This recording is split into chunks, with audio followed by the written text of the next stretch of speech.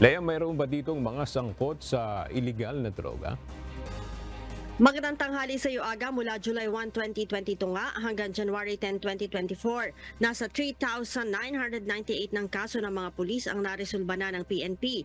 991 dyan ang inalis na sa serbisyo. Sa naturang bilang, 108 ang sangkot sa illegal na droga, kung saan 65 sa mga ito ang nagpositibo sa paggamit ng illegal drugs habang 43 naman ay sangkot sa ibang illegal drugs activities. Ayon kay PNP Public Information Office Chief Police Colonel Jean Fajardo, maliit na porsyento lamang sa buong pwersa ng PNP ang sangkot sa illegal drugs. Nasa 0.04% lamang ito sa halos 232,000 na buong pwersa ng PNP.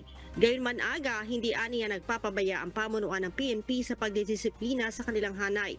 Tuloy aniya ang pagsasagawa nila ng mahigpit na internal cleansing. Sa katunayan, mayroon pang nasa mahigit sa 1,000 kaso ng mga pulis ang niriresolba na sa kasalukuyan.